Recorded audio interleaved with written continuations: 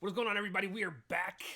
CCW. I'm Nick, I'm Joe. and we're here to talk about Raw. One of these days, I'm going to accidentally call myself Joe, and I know this because when my fiance and I were doing intros for our uh,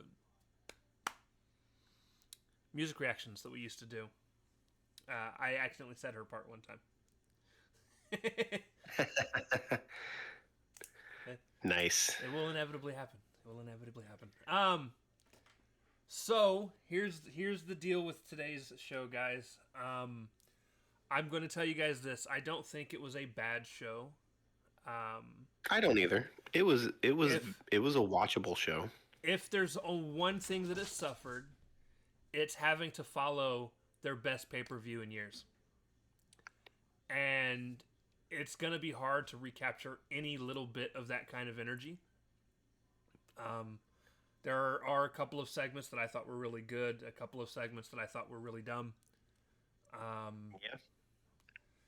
And That's pretty much every wrestling show though. true. And with that being said, though, I will also say this. For those of you that don't know, Sean Ross Sapp, about an hour ago, just revealed that Karrion Kross and Scarlett's contract is up this weekend, and they have not gotten a new deal presented to them. So free agents they are. Yep. Well, at least they can sign wherever they want immediately. I don't think Hope so. I think they still have to wait the 90 days. not if it's a no, not if it's a their contract ended thing. No. That's only if they're released. So they should be able to sign anywhere immediately. I, for the love of God, hope they go to the Indies for a while. They will. I just I hope they don't end up at WWE Light, which is TNA. always get this nervous feeling that AEW is going to sign them or sign people. I and don't think they I mesh well with AEW. I think they could. I think they would mesh better with AEW than they did WWE. However, I want them to go and prove to people that they're good enough to be on a main brand show, right? I mean, they've been good enough to get hired twice on that one. So they had to have seen something in them. Right. The problem is we haven't, and Well, that's booking though. eh, Well, I mean, he got plenty of screen time. It's weird. Like his promos were over, but his matches weren't. his promos are amazing. Yeah, That's his backstage segments where he was like in the dimly lit room talking were good. It just he couldn't mesh well with many people in the ring. right. So, anyways, Monday Night Raw. Uh, Yes. we start off with an in-ring segment that is Seth Rollins, Braun Breaker, and the Tribal Thief Bronson Reed The tribal thief. has his I'm liking that more and more. has his Shula Fala, especially after tonight. Uh Has, huh. has his Shula Fala. By the way, these were all terms I had heard, and I guarantee you they found off of Twitter and used because that's where I heard these terms the night after he stole the shoes. Hey, if they did, But good then, on them for using them because they're great. yeah, them taking them and using them. Listen, just as amazing as him taking the shoes in the first place. I don't Yeah, I don't have any that's some complaints. that's some old hood shit right there. It felt really weird the first time he did it, but now that he's done it twice, I'm like, this should be a thing. Oh no, dude, that's what bullies do. This should be a Bullies thing. beat you up, take your fucking sneakers, man. They come out with Paul Heyman, and this is kind of a boring segment, to be honest. It was just too damn long. It was way too long. Yeah, they basically do a rundown on Reigns and Punk. Seth's not happy that the crowd's turning their backs on him. Rollins says that they are the Vision, which I'm guessing is probably going to be their stable name. I And mean, I guess it's better than Seth's group. right, and no one can stop them since they now have absolute power. And then LA Knight's music hit. He congratulated the morons, as he called them. Um, LA Knight said that Seth didn't fake an injury to get the title. He faked an injury to get away from LA Knight, but He had to get away from that ass beating. since Seth ate a BFT and lost, and Knight said there is no better place than here, and actually he said there's no better place than now, and then he had to correct himself. He had to correct himself, which took me out of it. I was like, "Oh, you should have just." I literally said, "Oh, you should have just went with it, bro." Yeah, he should have just rolled with it and fucked up the other side on purpose, or just or just left the other part out and just kept going. Right. But yeah, then he correct himself. Says no better place than here, no better time than now, to face him for the world title. Seth was like, "Oh, you want me to do that? You think that'd be great?" And he's like, "No." They go to walk out. Pierce comes out and is like, "Yo, Seth, since you faked an injury, tonight it'll be you, LA Knight, for the World Heavyweight Championship." And he banned his cronies from ringside. Yep. Which, the other part of the vision. Right. And then we get it back. I did like this because I like a GM that actually holds people accountable and actually has reasons for the things that he does, instead of just popping out to his music and like, "Hey, player, we're going to have a tag team match." No, this actually made logical sense. He was mad, so he made the chicken shit heel actually have to defend himself.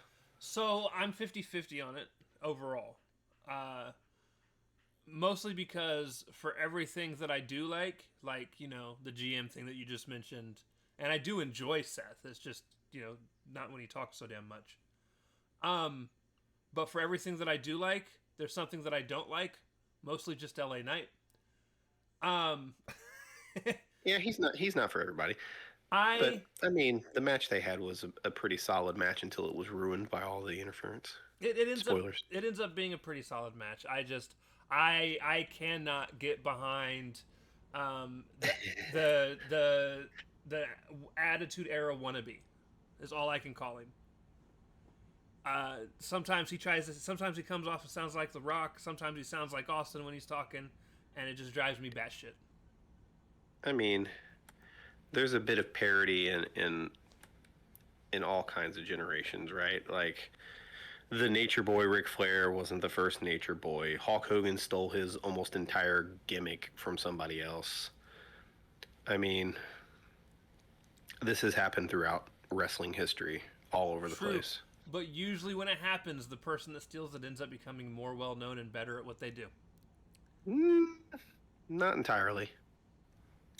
But those examples I gave, yeah. But it's not universal. Not always. I mean, but it also depends on parody and what level of actual parody, right? Because I say that, but then I can also sit here and tell you that back when TNA was running towards the beginning, towards the beginning, and Shark Boy was acting like Stone Cold Steve Austin, I thought the shit was hilarious.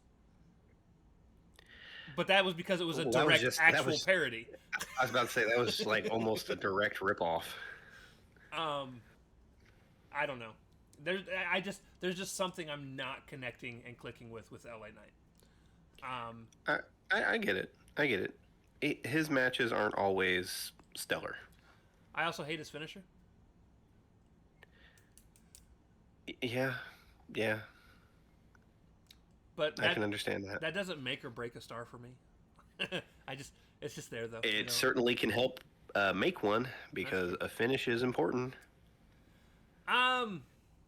So backstage, Dragon Lee challenges Dom, and then AJ happens to find Dom in the process, and AJ's like, "Hey, what you did last night was pretty clever." He's like, "But I'm still coming after that IC title, and since it's you that has it, I'm still coming for you." He said, "Time's running out," and then Dom under his breath says, "Time's running out because you're getting old," and I laughed out loud. Listen, for as much as this was a nothing segment. For as much as I don't like Dom completely in the ring, even though he is slowly getting better, I love his character. His character is what's keeping him on TV and in a prominent spot. Now, obviously, it ain't the match qualities. The matches are rough, man. Now, He's apparently got a match at Triple Mania that's going to be. I mean, we're getting him and Dragon Lee tonight, but it's apparently supposed The to be. the whole match tonight was just to promote the Triple Right. Mania thing. And it's It was the basically entire match.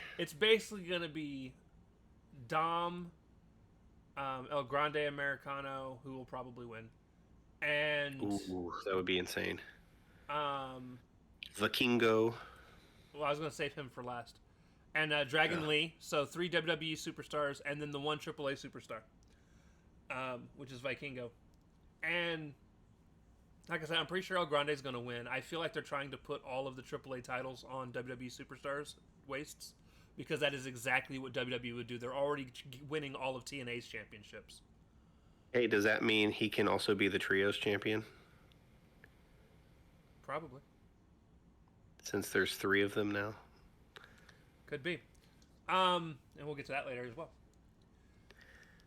Spoilers. Sorry for all the spoilers. But yeah, so no, I love Dom's character. I just wish he was a better wrestler. You would think after all these matches, because he's in quite a bit of matches, Yeah. that he would be getting better. And he's gotten somewhat, but man. But then again, is it... Do we think he's truly bad? Or is it just he's so average and with his last name we expect him to be better? Because his matches for the most part are serviceable. But I feel like since he's a Mysterio, you expect insanity in terms of just skill, and it's just not there. I'm not saying you specifically. He doesn't. I just mean he doesn't even wrestle the same style as his dad. No, he wrestles. If he wrestled the same style and was terrible, I would be even more underwhelmed. But his matches are just nothing matches. Like, I don't even know how to explain it. Like, he does moves, but they just don't look impactful. They don't. His selling's not great. His character work outside of matches is great. But, like, everything about his matches, he still looks like he's in his first year of professional wrestling. Right. But, yeah, so, just kind of a meh match. Or, I'm sorry, that was the backstage segment. Promo. Yeah, it was just a promo. It was a meh promo. The comment at the end, though, was pretty funny. And then, oh my god. So, the first match of the night. And we're obviously not done with this. Oh god, I already said again! Exclamation point. I said Rusev versus Shameus Part 3 in this new rivalry. I put FFS, which stands for fuck's sakes, and I said already a down. Yeah, they're literally doing the same match over and over and over again. This time with a double count out finish, so we can just see them brawling through the back throughout the night to eventually lead to some big blow off. But at this point, who fucking cares? Yeah, so I put Sheamus wasted no time running in the ring and getting into it with Rusev. Sheamus hit Rusev with a white noise from the middle rope that was kind of cool. But that is a normal Sheamus thing. Yep. Later, Sheamus was smiling as Rusev started kicking him, which is always fun to watch happen. I love seeing when people start to slowly turn psycho for a second. It's a lot of fun. Like if they would have done this from the beginning, right? I probably would have been more into this. But this slow build with now with 3 matches in, and pretty much consecutively, like, we already knew they had history. Right. They already explained that. They could have explained it. Like, again, like, this could have been the first match. Setting up a then blow-off match. And then even if you wanted to 50-50 book it, like, each guy looked good and then you go to the blow-off. Because somebody's got to be a winner. But so far, nobody's winning. Not even the viewers. They have history, both as opponents and a team. Yeah. They are quite familiar. They are. Oh, the picture is painted. Now go. They are in one of the worst stables of all history of WWE. The League of Nations, man. Full of a bunch of mid-carders and Sheamus. Whatever, man. There were several world champions on that team. Yeah, like 5 of them were Sheamus. And Alberto Del Rio. We try not to remember him. Well, he's in AAA, so get ready. He's going to be on the main roster in no time. If they're willing to bring back Brock Lesnar, they are going to be willing to bring back Alberto Del Rio. No, absolutely. We'll see how they do it though, because I do know for sure he's been completely written off of AAA. He lost a match that was like a if you lose, you can't wrestle in AAA no more match. So it's happening soon. It's happening soon. Yeah, I believe there's rumors that he's signed a WWE deal a while ago. Yeah. Once the AAA stuff was happening, he allegedly signed a WWE deal then. So, like you said, it's probably they're trying to just waiting. They're trying to tank their stock. That's what they're really wanting to do.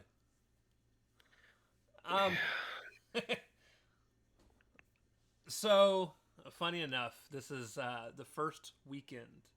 The first time in a very long time I've seen an almost fully collective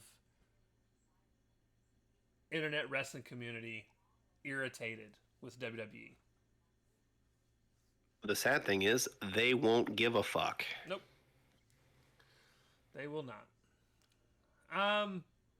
So anyways, they took I love hold on before you move on, because I know this is about Brock Lesnar. Triple H on the post show last night totally blamed Brock Lesnar's appearance back on John Cena, saying, well, we wanted John to have the opponents that he wanted, and da-da-da-da-da. If that's true, shame on Cena for not reading the fucking room and knowing that was a bad idea. And 2, shame on Triple H for just burying John Cena in a fucking post-match interview, saying, oh, yeah, if you don't like it, it's Cena's fault. Basically.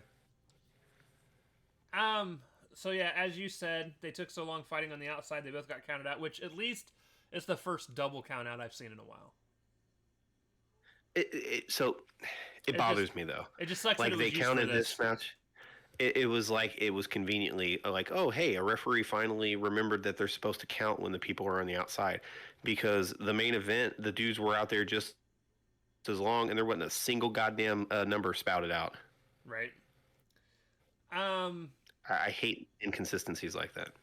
Eventually, Sheamus hits him with a brogue kick. There were steps that were used, and they started brawling. Security came out, and eventually we went to commercial break. Yeah, nothing about it was bad. It was just, this should have been step 1, and then we should be moving to the finish now, instead of having to put up with 2 of the exact same matches prior to this, and then still having to contend with this going forward. Agreed. Backstage earlier in the day segment, New Day is still mourning the loss of the tag titles, and Grayson Waller decides to go ask Pierce for a title shot for his boys. It's Big G, man. When are you going to start calling him by his New Day name? I'll call him something else and get us canceled. Never mind then. I would not. Baldy. I know you wouldn't. Baldy said they can have one when they earn it.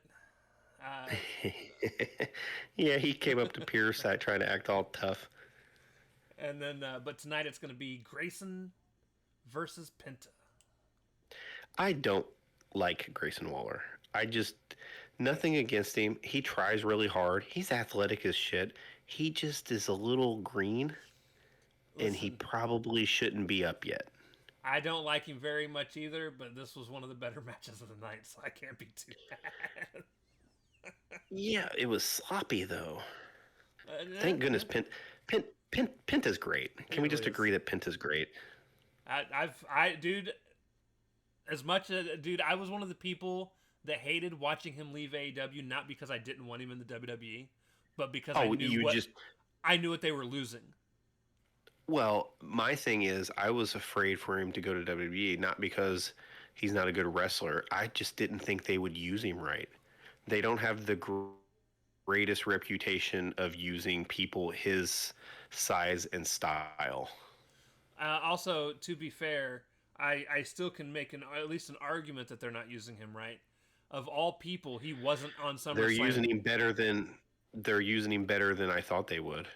Yeah. Absolutely. It was longer than a 2-week push. But he absolutely should have found a way to get on SummerSlam. Yeah, he should have been in Andrade's spot with his brother, fighting for the tag titles in a TLC match. Absolutely, because him and his brother together would have been nuts. Because let's be fair, Andrade didn't really. I don't think any of I my don't even notes. remember. I don't even remember Andrade doing anything. No. Besides looking cool when he came out.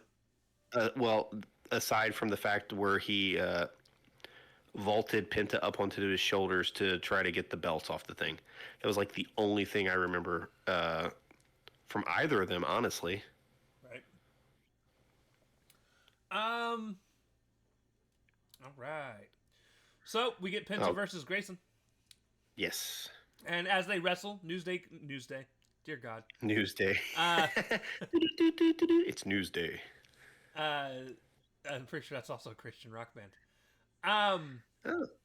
New Day comes out. I said I love Xavier Woods' hat, which I didn't mention in the thing earlier. It's funny that I mentioned it here with what happens afterwards. It looks like a chandelier. It really does. It looks like goofy. It looks like or one a of lamp, those, a lamp shade. It looks like, so there's these memes on sometimes Twitter. I'm pretty sure they're probably on Facebook too, but it's more of a Twitter thing. It's usually somebody that has some sort of really good Photoshop ability, and they'll post a picture and they'll be like, for every like I get, I'll make something bigger. But it'll be something specific in the photo. It'll be like their nose or fingers or sometimes even hat. And this really felt like he put on one of those hats that you see women wear at funerals. And like people liked it, so it just kept growing and growing and growing. Fantastic hat. So we end up getting New Day on commentary, which is the best that it's going to be all night on commentary because it was amazing. You're not wrong. You're not wrong. It was basically New Day and Corey Graves versus Michael Cole. Yep. Penta wins with a pretty cool like corner reversal into a destroyer thing. Yeah, Grayson Waller dove into the ring by jumping through the bottom and middle rope, rolled into a super kick, and then got Canadian destroyered for the loss. Right. But the move was cool enough that even Woods on commentary was like, that was actually pretty cool. Yeah. Post-match, New Day comes to get into Penta's face. Penta knocks them down and knocks him out the ring. And when he does this, he looks over and sees Xavier's hat in the middle of the ring. And immediately I'm like, let's go. Nick's like, thumbnail. Thumbnail. And he puts the hat on. He does his little walk that he likes to do. He tossed the hat out of the ring, and then he went and dove out of the ring. He tossed it perfectly at him. Yep. Perfectly. And then he dove out of the ring and landed on him. And then he left. Yeah. Seto. I like the segment. I like the segment overall. I liked it overall. But I'm getting a little sick of the New Day looking like geeks. Yeah, they need to do something with New Day. Yeah, they're looking like big time geeks and not great. Right. But good segment. Yeah, absolutely loved it. So then after we get a backstage segment. Charlotte and Bliss are walking down the hallway, and Rusev and Shameus come flying out of nowhere, still fighting in the backstage. And this becomes something that I love that continues to happen. Pretty much in every backstage segment the rest of the night. So the reason I like this is, for whatever reason, it reminds me of one of those old like Looney Tune cartoons where there's just this cloud of smoke with hands and fists flying all over the place that just roams around. It's just a big dust up fight. That you just see like limbs and stuff, and you just hear a bunch of slapping of meat essentially. And even later, someone else gets caught up in the cloud of smoke, and I'm just like, this is so good, so good. It goes and swoops up another wrestler doing a backstage promo. Even if I'm tired of seeing these two going at it, the moment I connected what's going on with that cartoon, my mind put me in a happy place. Again, they should have started it out like this, right? And it would have led to people would have been into it more. And maybe people are into it. Maybe I'm just maybe we're just of the minority, but this was a hot start to it, or it could have been a hot start to this. Oh, absolutely. Instead of two mediocre matches, then leading to this, then leading to even more. Now, unless you were on your PC tonight, you missed a pretty cool commercial break segment. I probably would have anyways because I had to watch a 2 hour and 40-minute show in less than 2 hours. True. So, Naomi's music hits and she comes out during the commercial break. And she's standing in the entranceway. And she said she had to leave a bad place in New Jersey just to get to New York and it be worse. She was like, y'all stink. Good for her. And she's like, but I'm the women's world champion. And next on my list is, she called her Stephanie Velcro. Oh, nice. And then she got cut off by the commercial break ending. So I had no clue where it went after that because they did the thing where it cuts to the skyline and Michael Cole talking. And then yes, it cut to a package of some sort that I don't remember. So I think it was one of those, we're showing you everything. A summary of SummerSlam. Yeah, well, it was probably sort of summary of SummerSlam too. Right. So yeah, didn't get to hear what the end of her little promo was, but what I got to see was pretty fun. Just for the fact I get to call her Stephanie Velcro now. Listen. Between Stephanie Velcro and Tonti Storm, Tonti, I'm having a good time with these women making fun of other women. Yeah, there was a good promo later of somebody making fun of somebody too. Oh my God, was it a burn, dude? Listen, I got out of my seat while I was working. Yeah, I popped big time for it because it was kind of bad before that, and then it picked up after that, and I was like, oh, okay, this is kind of ending all right. So we get an in-ring segment where Charlotte and Alexa come out, and Alexa apparently if you read her lips, Alexa interrupted Ric Flair. Dear God, Charlotte Flair's interrupted Charlotte Flair's segment before her pyro goes off, and Charlotte's mouth, if you read her lips, she's like, didn't even wait for my pyro. Yeah, these two are starting to get to me. In a good way or bad way? Because I'm enjoying it. In a not so good way. There's parts that I like. Here's the thing I don't like. Charlotte Flair is fucking immensely unlikable. Yeah. Generally speaking. Yeah, and because she's kind of an asshole to Bliss, and yeah, Bliss gives it back to her as well. But I want to like Bliss, but I am having a hard time trying to like Charlotte. I'm a pretty big Charlotte fan as far as my fandom goes. As far as ability goes, there's no denying Charlotte's ability. She is phenomenal. Her promo work has been kind of rough since her return, but hopefully she rounds that back into shape. But as far as ability goes, you can't deny the ability she has. It's just personality and promo and things like that. Right. They're doing the whole Charlotte can't say the F word, which is friends thing, which I'm finding enjoyable. They joke about their combined title reigns. Because Charlotte's obviously had like 16 singles world titles. Well, she interrupted Bliss before Bliss could even get hers out. Because Bliss has like I think 5 of her own single world heavyweight champion or women's between Raw and SmackDown. Raw and SmackDown, yeah. She's had both. I'm pretty sure hers is 5. Charlotte's is 15 or 16. I can't remember. I think it's 15. I don't remember.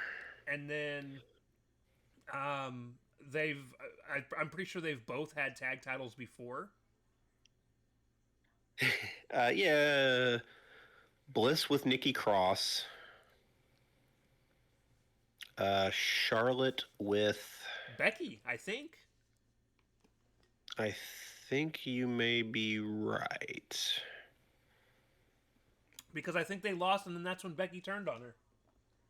Which is a common theme with Becky. And Charlotte. Who has Charlotte Flair won tag titles with? Um,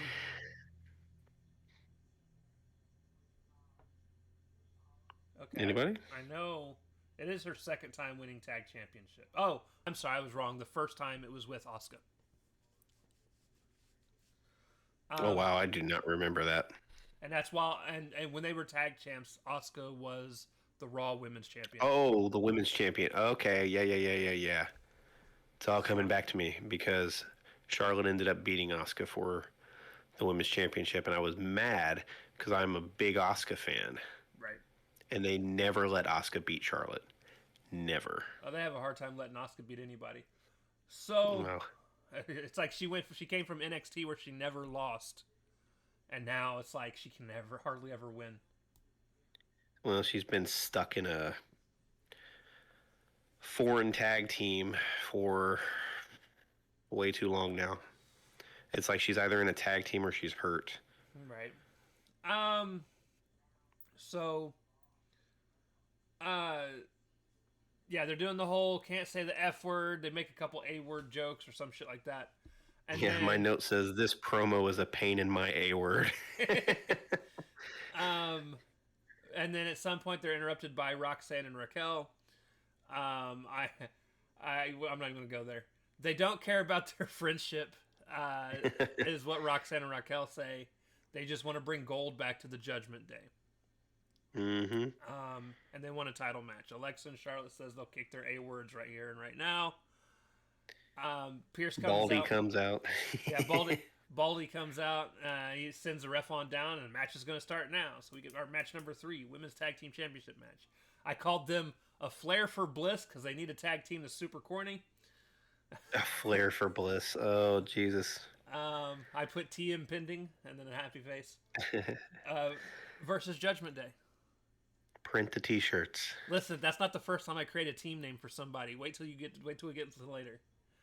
Uh-oh. Uh-oh. So Alexa hits Roxanne Perez with a Twisted Bliss, and they retain after a pretty decent match. The problem is, we've watched these guys wrestle, at least, like, maybe not just, 2v2, but they've been involved in matches against each other for, like, the last 3 Raws. Yeah, for like a month. My notes say Alexa disappeared for a long time after Raquel took her outside. But she just appeared out of nowhere, hit her finish, and that was it. Yep. Pretty good TV match, though. Lots of Charlotte hanging in there while waiting on Bliss to recover. Well, to be fair, I'm pretty sure the reason they did that, Bliss spent most of the first half of the match getting her ass beat, like, the whole time. Yeah, I mean, yeah, that's fine. But, like, it was Raquel dumping her on the barricade. Right. Where she was just out for, like, the longest time. Backstage, we see Io talking to Asuka and Kairi Sane. Rhea walks up to talk to Io. We find out that Io asked for a one-on-one match with Naomi. Rhea tells her that she wants her to win because if she wins the world title, she wants to be the one to beat Io for it. Io grabs her arm and is like, Rhea, you'll never beat me. Yeah, after she told her, I'm not the one that lost at SummerSlam. Yeah. And then she smiled at her and walked away. Yeah. Setting that up for the future again, which I hope there's some distance between it because we've seen them wrestle a lot, even if it is multi-women matches. So here's what I'm struggling with, right? So they're playing and putting in little jabs like they're going to set up this huge rivalry between the two at some point where one of them's going to end up being heel by the time they already have a rivalry. Right. But one of them's going to end up being heel by the time it's said and done, and it's probably going to be Rhea. Probably. But right now, like, I don't know. Again, I'm on Twitter all the time, so I see a lot of videos. And one of the things that happened at the end of SummerSlam, or not end of SummerSlam, but at the end of that match in SummerSlam, Rhea apparently carried Io Sky out on her shoulders.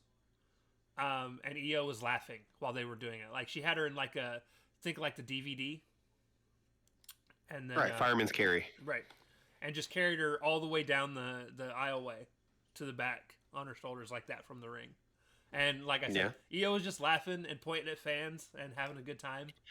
Yeah, they're clearly friends. Right. Clearly. I mean, I think they've even said it in interviews that they're pretty close. Oh yeah. So I'm just interested how they're going to turn this into a rivalry that they hate each other. I don't know. Yeah, especially with them being this friendly. I don't know. A very well produced video package will do the trick. Yep. And then it justifies all means. Oh, absolutely. They'll make the video package and they'll play it every week for 2.5 months. Yeah, to really stick it, to really drive the point home. 5 times on pay-per-view Sundays. Yeah, man, you gotta cover that 3 hours of pre-show. Correct. So we get you didn't get to see this, a commercial break interview with Judgment Day being Finn and Big Head. No, I did not see this. This ought to be good. It was okay. Usually these commercial break interviews are pretty funny. This one, it was mostly them just saying that Dom's still the IC champ, so everything's good there. And oh shit!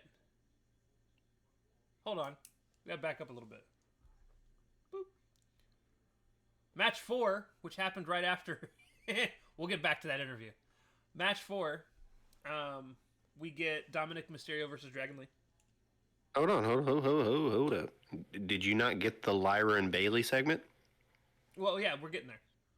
So because it happened in between Dom's entrance and Dragon Lee's. Yeah, it happened during the entrance. Okay, I gotcha. So next up was Dominic Mysterio and Dragon Lee. Backstage segment during entrances, Lyra and Bailey run into each other. Bailey tries to apologize to Lyra, and Lyra's like, "Get out of my life." Yeah, I literally put, "Who cares about this now?" I think that's Lyra's problem. she's like, "I don't hate you. I don't like you. Leave me alone." I am indifferent. Just go the fuck away. I screwed you. You screwed me. Let's just fucking get over it and just get away from me. Right, and I agree. Please. And I think this is a stepping stone to pushing Bailey heel again. For fuck's sake! I mean, what else do they have to do? Killer dog. I guess. No dogs were hurt in the filming of this episode of Raw. No. So then we actually get the match.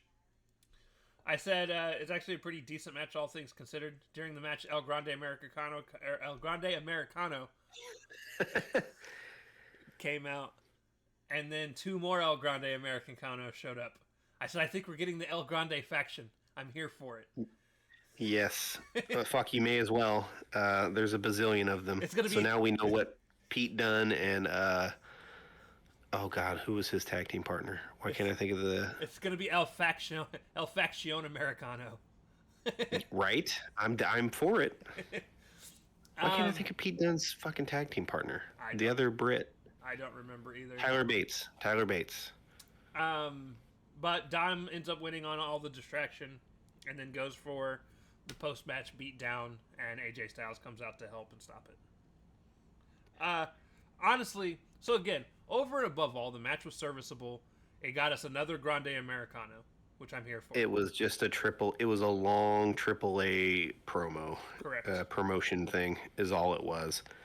There was a nice DDT spot on the apron. Other than that, this was nothing. Now, I have heard no rumors on tonight's third El Grande Americano. It's got to be Tyler Bates. If you're using Pete Dunne and you need it, because it was two smaller guys. So I presume the other smaller guy is Tyler Bates. Let's find out. I'm on Twitter. Somebody said if Ilya Dragunov returns as El Grande Americano, I will deactivate immediately. Boy, what a way to... Oh. It's one thing to do Ludwig Kaiser because they wasn't really doing anything with him.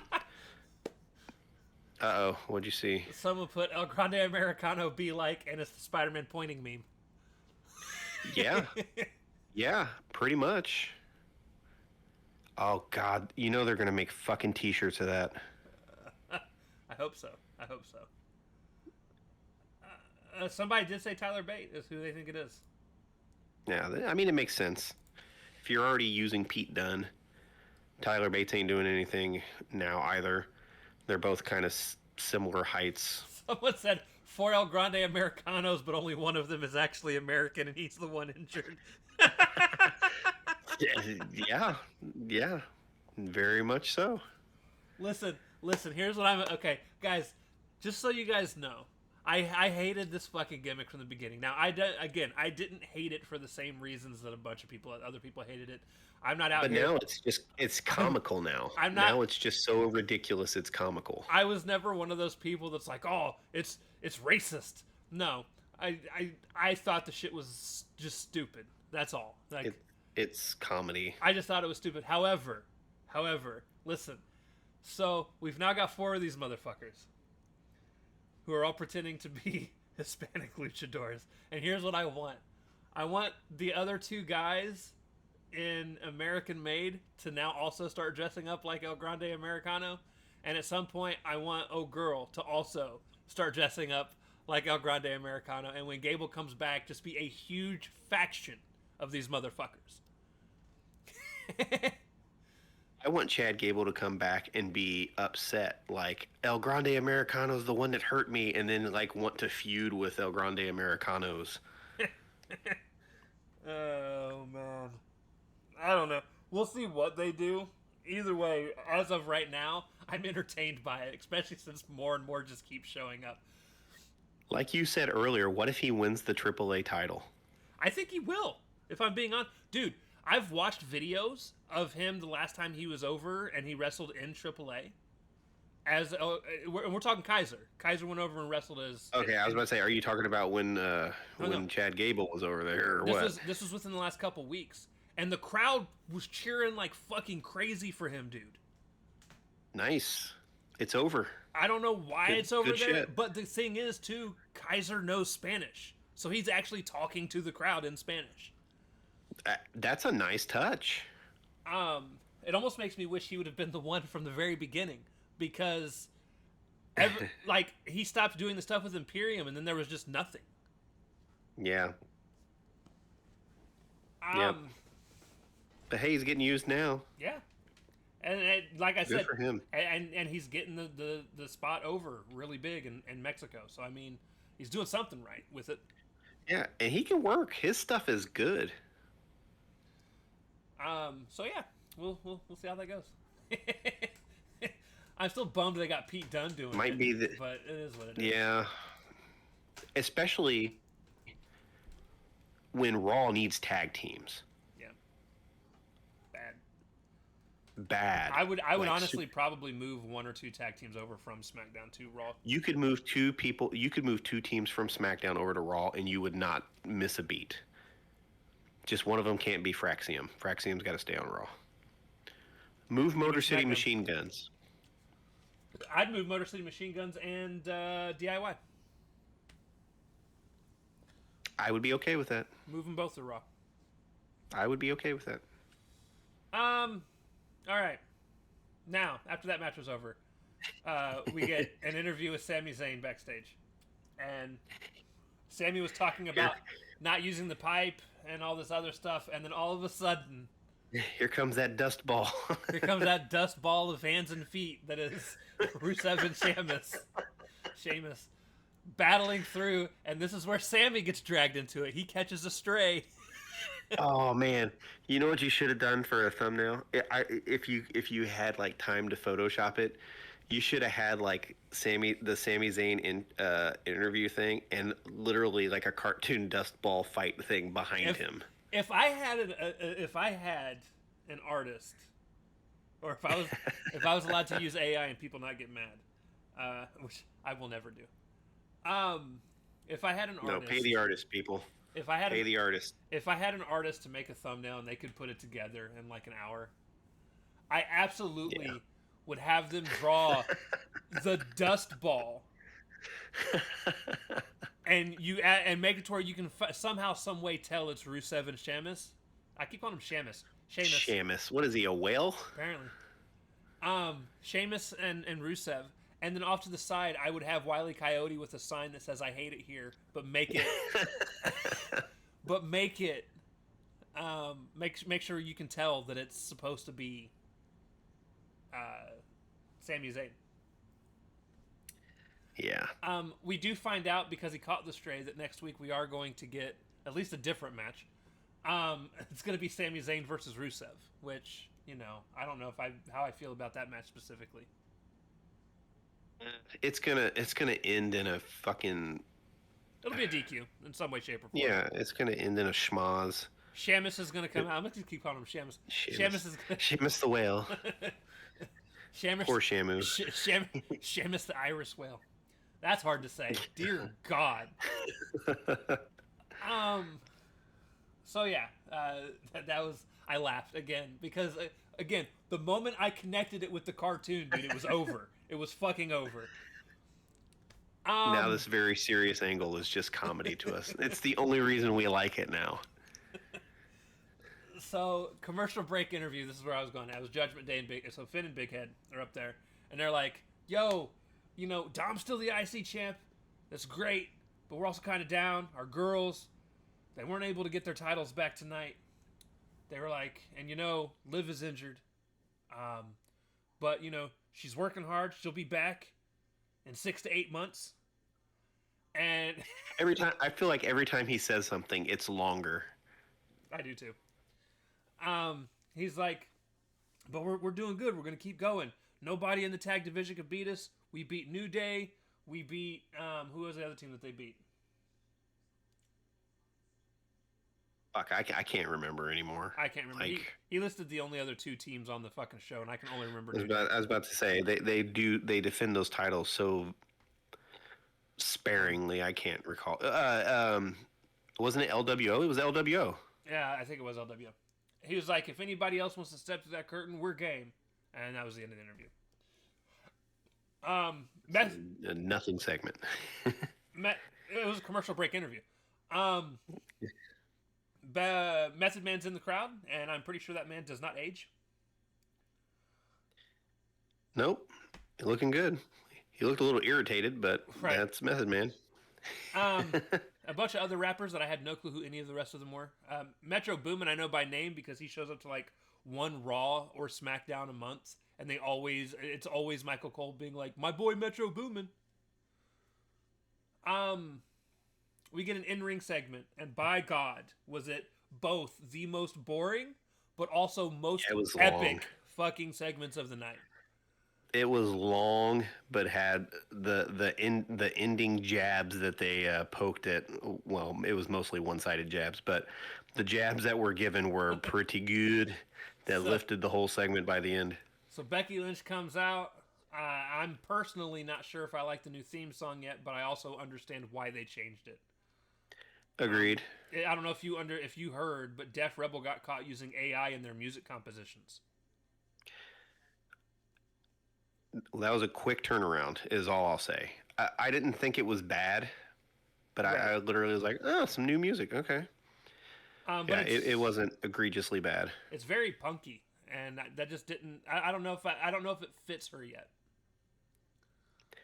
It wasn't bad. We'll see how it grows on us. Now she had it at SummerSlam, but I didn't mention it. I didn't even notice it. So. But yeah. So she comes out and she gloats about Lyra no longer getting opportunity. She's the one that's the opportunity something or another. Since she's the champ, she gets to, decide who gets opportunities moving forward and blah, blah, blah, doing the heel champ thing. And then Nikki Bella's music hit and I shut off the show because I was done. I'm kidding. I literally said, for fuck's sake. Like, there are 12 other women on this roster that I would rather watch wrestle against Becky for the title. I was not a fan of them bringing Nikki Bella back. I've never been a fan of the Bellas. they're Hall of Famers for some reason, and I don't know. I don't know.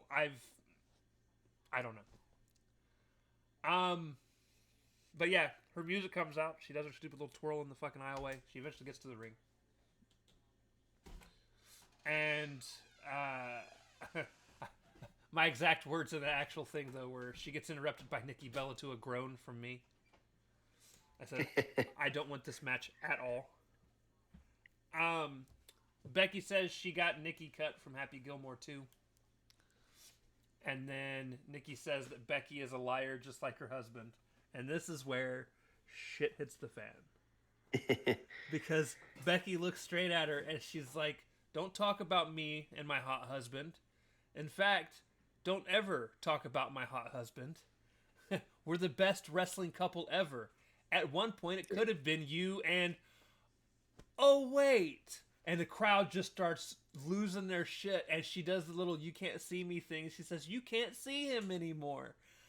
Yep. It was a good jab. It was good. Only time, but I won't say only time, but it is the first time in an extremely long time I have ever heard a crowd break out into holy shit chants over a promo. Yep. It was a good line. It was a really good line. Oh, it was a burner. I hope it was her line, even if it was written. What a good line. It was really good. It was delivered well. It was good. Oh. I hope it was Becky's line, though. Nikki says, basically tries to run the only reason you never faced me before is, I don't know why the fucking excuse was. It was a very babyface reason. And she's like, how about we go one-on-one for your Intercontinental Championship? And at that point, Becky was like, you know why we've never gone one-on-one? And instead of answering the question, just punched her right in the mouth. Cheap shot at her with the microphone. And then she walked out, and I was happy because, you know what? Anytime Nikki just gets punched in the mouth, I'm here for it. I say that I don't hate Nikki, guys. I just don't want to see her in title pictures because she's not. I'm okay that she came back. She's had a rough go in life. Right.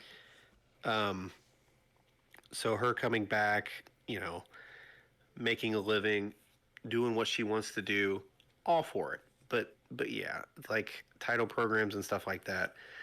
I don't know. Maybe we'll be surprised. We'll be surprised. Work off what little bit of ring rust you have first. But I guess my problem is I've never thought she's been a worker. A worker like the women are now. Yeah. It's two different generations of wrestling, right? Like she still wrestles very diva-like. Right.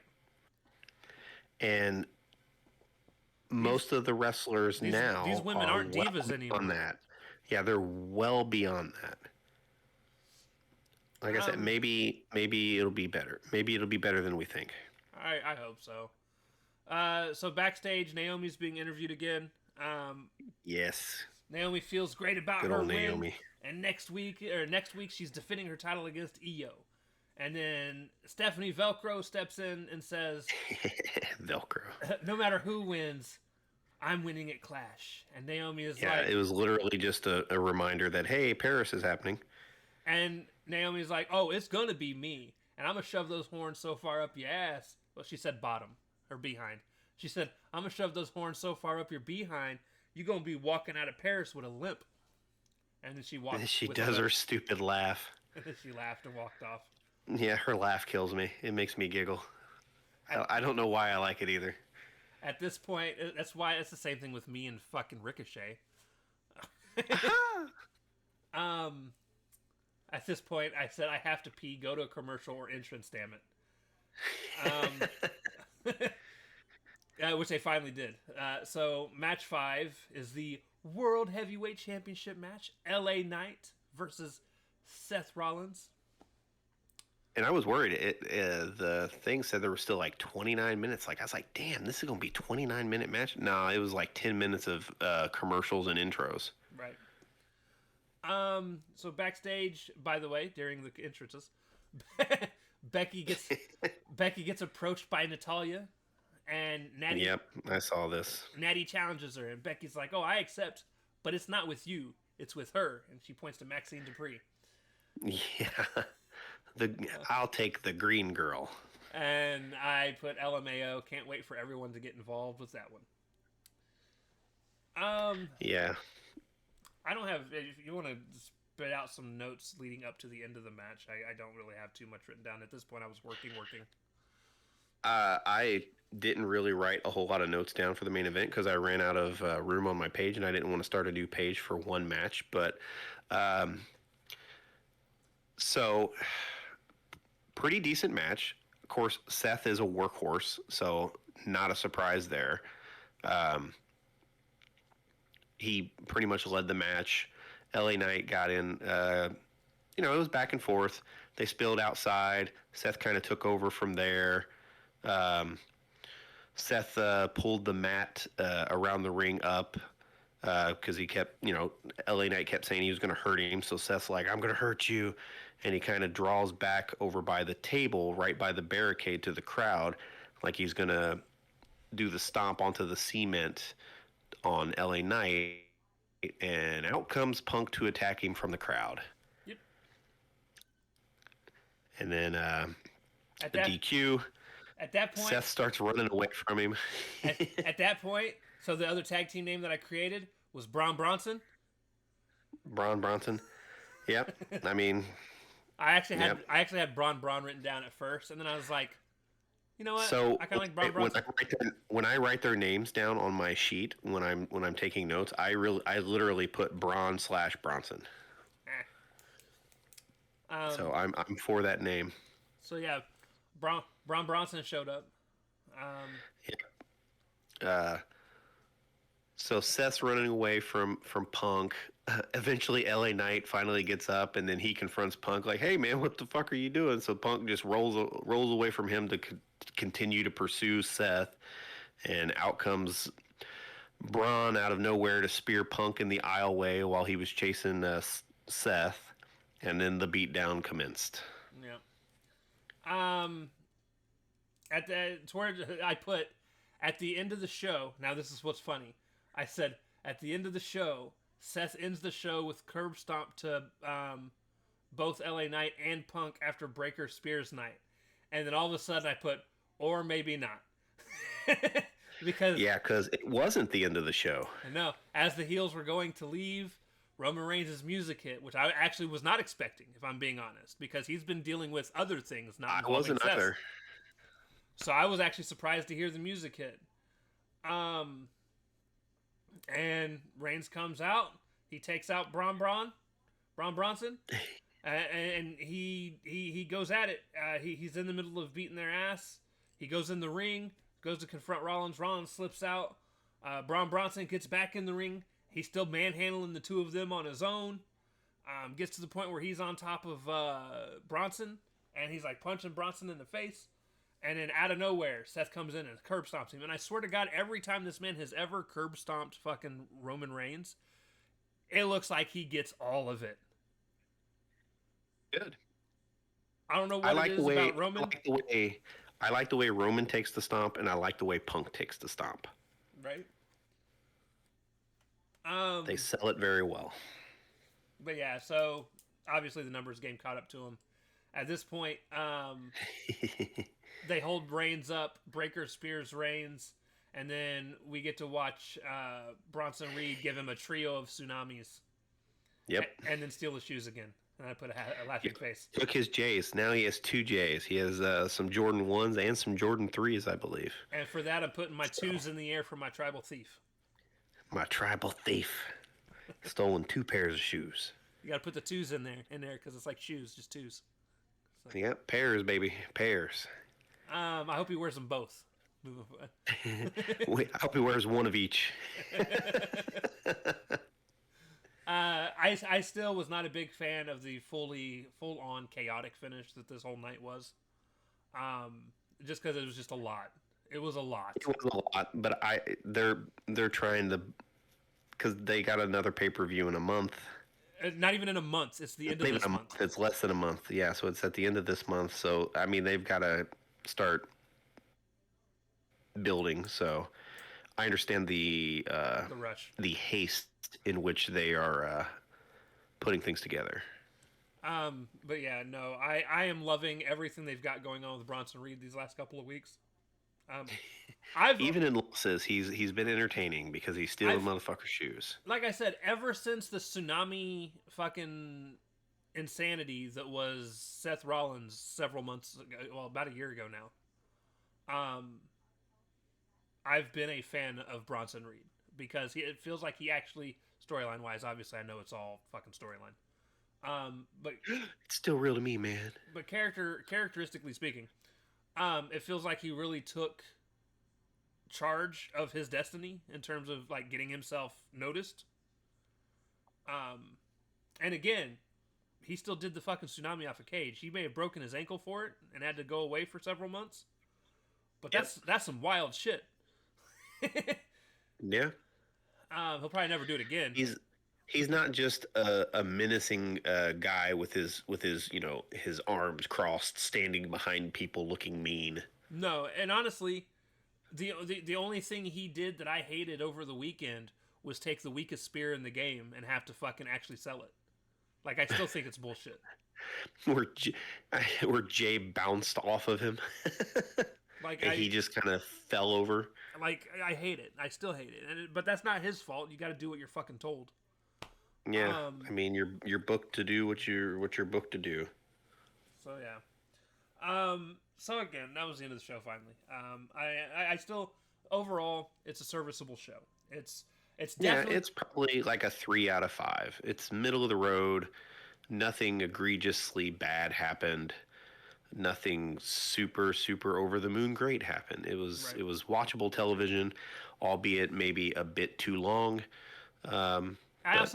I over and above all, the biggest downer for me over of all this is obviously this is the Raw following a SummerSlam, which we just spent 2 nights doing, and we're on the end of a fucking 6-night stretch of wrestling, and I'm ready for a break from wrestling. Good news, you get a day off tomorrow. Yeah, I do. I just, man, so much wrestling. So much wrestling. It's a good thing we didn't take on NXT and TNA as well. Whew, that'd have been rough. Yeah, there'd been no way. No, look, I had to pay Hulu $4. $4 holla for some Hulu. Yeah. Oh, Turok's on sale apparently. For $4. Sorry, I got my emails. Everything's $4 now. Everything's $4. But yeah, so that's the end of that. Yeah, guys, it's been fun. I'm also really tired, so I don't have much to say. Yeah, that's Raw. So yeah, we'll see you guys Wednesday for Dynamite. Dynamite. And yeah, talk to you later. Peace. Later.